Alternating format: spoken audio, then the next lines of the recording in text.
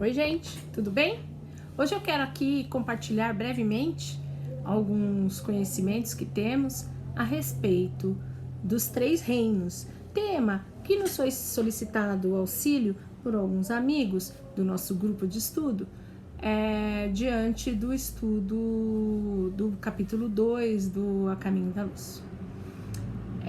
Antes de mais nada, quero compartilhar com vocês que os conhecimentos que eu vou tentar aqui compartilhar, eles são extraídos do Livro dos Espíritos, em particular da questão 560, mais ou menos para frente, também do livro Consolador de Emmanuel, ok? Enfim,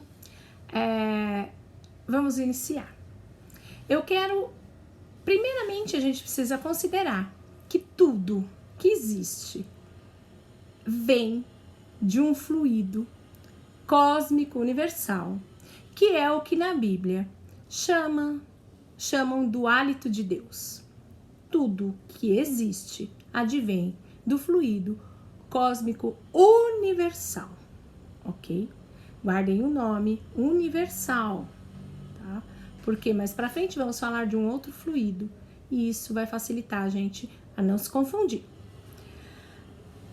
Depois que o fluido cósmico universal emana, né, o hálito de Deus, como nos diz a Bíblia, saem partículas, ou em cada plano, elas vão ser manipuladas de maneira própria daquele lugar.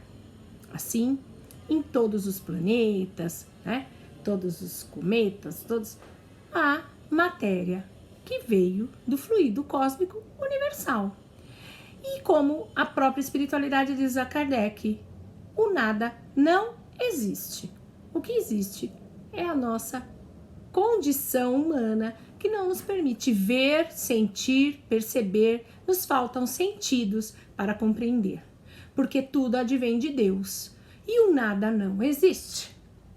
Enfim, o nosso planeta Terra, ele foi criado e teve todo o cuidado de espíritos muito evoluídos, como Jesus, que é o nosso governador, e suas equipes, que manipularam o fluido cósmico universal, formando aqui o nosso planeta Terra, tudo que existe, seja matéria densa, seja matéria sutil.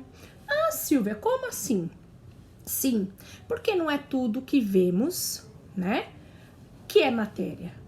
O que não vemos também é matéria, só que em outra situação. Por exemplo, nesse instante, eu estou respirando. Eu estou percebendo o ar, sentindo o ar, mas não o vejo. Então, ele é matéria, só que é uma matéria em outro estado, um estado mais sutil, ok? E há mais sutileza do que o ar. Há matérias mais sutis, mais esparsas do que o ar. Eu gosto de explicar para os meus aluninhos da evangelização que é como se encarnados a gente usasse o fluido cósmico no formato de gelo. Porque o gelo, ele é denso, é água dura. Mas lá no plano espiritual, eles também vão usar a matéria. E eles vão usar a matéria como se fosse as construções dele, né, digamos assim, usando a água no sentido do vapor. Ela não é mais suave, ela não é mais esparsa, né? Então, cada plano utiliza a matéria que advém do fluido cósmico universal, a sua moda, a sua necessidade. Enfim, vamos começar. Kardec e a espiritualidade vão, então, trabalhar em cima desse reino, dos reinos por onde, desde que fomos criados átomos por Deus, e seremos arcanjos, né? Como eles nos dizem, fomos criados átomos, que são partículas muito invisíveis para nós, e seremos arcanjos. Mas, para chegar ao arcanjo, vamos estagiar em muitas situações, né? Para adquirirmos em cada uma condições para um dia sermos arcanjos. E muito bacana que Kardec conforme os espíritos vão respondendo para ele, ele vai fazendo, era um cientista, ele vai fazendo assim, dando explicações, né, fazendo elucidações, né, anotações de rodapé, favorecendo a nossa compreensão a respeito disso. Então, ele começa explicando que, primeiro, lá as partículas, né, elas vão estagiar, né, passar um tempo, né, adquirindo condições para uma próxima fase, aonde? No reino dos minerais. Então, o primeiro reino por onde as partículas, os átomos que fomos lá criados, vão passar, vão estagiar, é o reino dos minerais. E aí a gente não pode esquecer que minério não é apenas o que a gente vê com formato de pedra. Existe minério em vários outros formatos, ok? A gente às vezes fica pensando que minério é só a pedra, mas a areia são pequenos grãos de minério, não é assim? Entre outros, ok? Depois disso, nós precisamos também considerar que ali no reino mineral não há vida, é matéria inerte. Inerte quer dizer parado, estátua, né? Dormindo, como diz um sábio, que não é Leon Denis, porque muitas pessoas acham que ele que diz que a pedra dorme, né? Que o homem dorme na pedra. Não é ele quem diz, mas é um velho ditado que não sei dizer a biografia aqui de quem é. Só sei que não é do Leon Denis, apesar de lhe atribuírem. Mas, que vamos compreender? Que na pedra, como diz no reino mineral, existe um princípio, que é o princípio mecânico. E o mecânico é uma força mecânica que funciona o tempo todo, sem parar, daquele jeito, né? E aí, Emmanuel diz que é como se fosse uma lei da atração, onde partículas vão se juntando a outras partículas. E de tantos, aquelas minúsculas partículas se unirem, formam massas, como a gente vai usar aqui a pedra, ok? Pedra não tem sentimento, pedra não tem conhecimento, pedra não tem consciência de si, nenhuma sensação, nenhum sentido, nada. É apenas força mecânica para atrair aquela condição de formar uma massa material física densa, no caso aqui do nosso planeta. No momento adequado que a espiritualidade compreende e nos faltam sentidos, segundo os espíritos, para Kardec, lhes faltam sentidos para compreender como se dá a migração de um reino para o outro. Num determinado momento, essas partículas, de tanto formar massa, elas começam a formar uma espécie de agrupamentos. Então, um grupinho aqui, outro grupinho aqui, outro grupinho aqui, um grupinho aqui, de maneira que elas criam entre si uma condição de poderem se organizar. Organizar quer dizer quando um trabalha em agrupamento com o outro. E aí, aquela matéria inerte, que é a pedra, né? Digamos assim, o minério, ela deixa de ser uma matéria inerte e inorgânica, quer dizer, sem organização, para ser uma matéria orgânica, podendo então, como ela está dividida, os agrupamentos entre si, tem uma organização, elas adquirem condições de receberem, né, dos criadores, aí, co-criadores em grande escala de Deus, né, que são os co-criadores como Jesus e suas equipes, eles são co-criadores. Essa organização recebe a condição orgânica de receber um outro fluido, que é o fluido vital, que vem do fluido cósmico universal, porque tudo vem dele, mas é o que vai dar vida àquela matéria organizada. E aí se torna então um vegetal. E é por isso que lá no ensino fundamental 1, né, no primário, como os mais antigos como eu, a gente estuda as partes da planta, né? Então tem folhas, frutos, raiz, caule, cada uma trabalha em organização com a outra, né? Ok? E dentro dela tem, então, o princípio vital, princípio da vida, ok? A plantinha, apesar de ter um ciclo de vida, porque é o tempo em que essas organizações conseguem se manter e aí manter o fluido dentro dela, elas não têm consciência.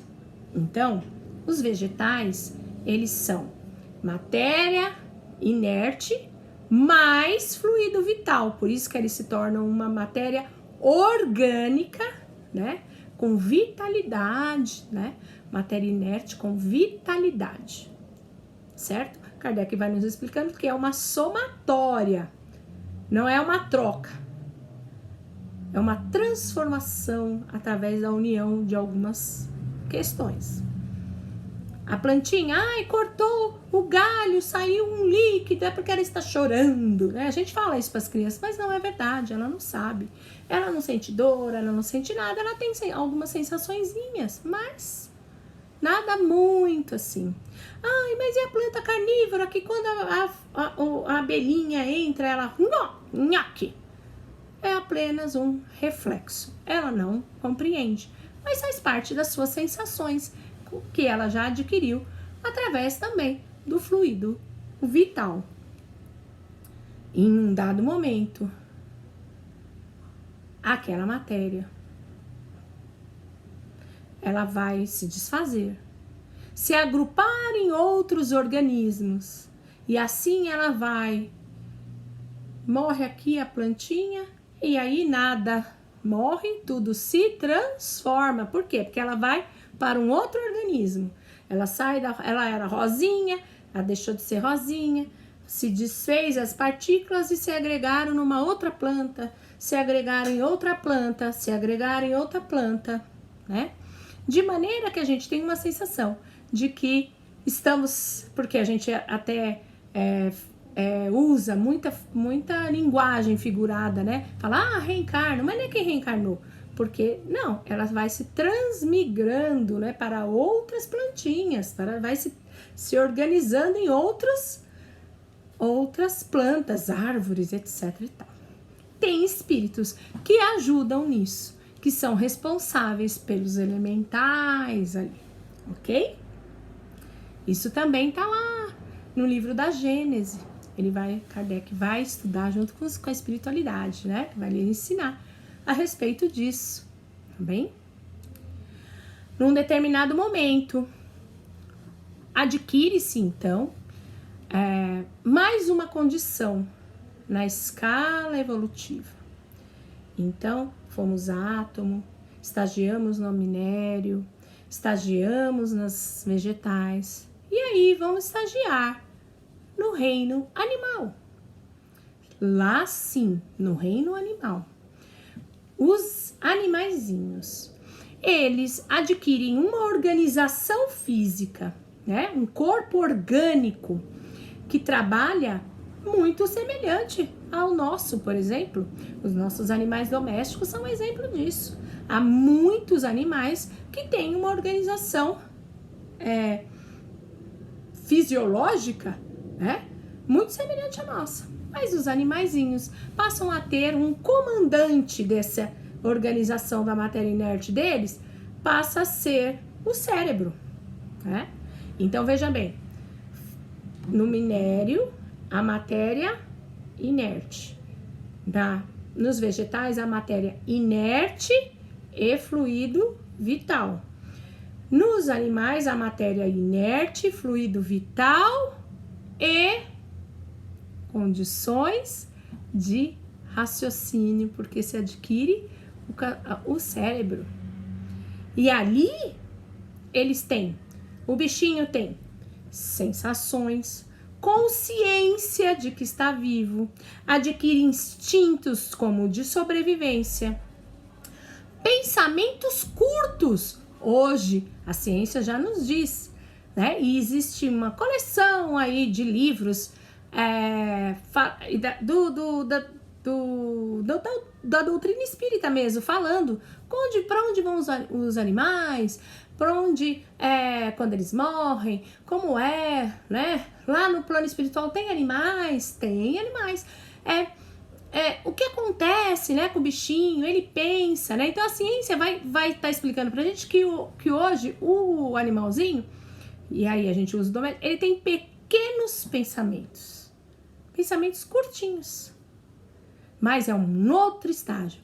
E esse estágio também, eles vão aprender um pouquinho de comunicação, de maneira que com esses pequenos pensamentos, curtos pensamentos que eles chamam, né? Os bichinhos muitas vezes conseguem se comunicar com a gente, dizer: tô com fome, tô com frio, tô com sede.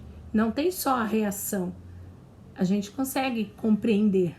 Eles buscam as coisas, eles trazem, mostrando um pouco do querer deles, e assim a gente consegue compreender. Em determinado momento, como a espiritualidade diz, nos faltam condições de compreensão. Aquele bichinho que ele tem matéria inerte, tem fluido vital, a soma de tudo, e agora instintos, ele entra num reino hominal. Nesse reino hominal, adquire-se, então, que é o reino moral, condições do pensamento contínuo, porque o nosso pensamento não para, é diferente do pensamento dos bichinhos. Pensa uma coisinha, pensa, para. O nosso é contínuo. Adquirimos, então, uma série de condições de raciocínio lógico, outras ocorrências acontecem no nosso cérebro, como a sinapse, como as aprendizagens, né? Como desenvolvimento do raciocínio lógico, desenvolvimento das emoções, aflorar os instintos, as sensações, né? E o mais importante, quando chegamos aqui no reino nominal, nós vamos dominar com destreza os outros reinos. E eu não falo de dominação cruel, mas assim, no sentido de compreender os outros reinos, utilizar deles para o seu próprio bem-estar, ok? Então, o mais bonito disso tudo que a espiritualidade conta e Kardec então explica pra gente, é que hoje nós somos as somatórias de todos esses reinos, porque todos estagiamos por todos esses reinos, né? E é por isso que os animais são nossos irmãos, é por isso que nós precisamos valorizar as plantas, é por isso que nós precisamos compreender o uso adequado da matéria na nossa Terra, no nosso planeta. Porque ele foi todo pensado para nos auxiliar, através do Mestre Jesus, que pensou e pensa nesse planeta o tempo todo, nos auxiliar, nos dar condições para que, pouco a pouco, a gente conquiste condições físicas, orgânicas, espirituais, para um dia entrar num outro reino, que é o reino do divino, né? Do angelical, ok? Espero ter ajudado. Se você tiver mais alguma dúvida, não se acanhe em perguntar durante os nossos estudos, tá bom? Um abraço para todos.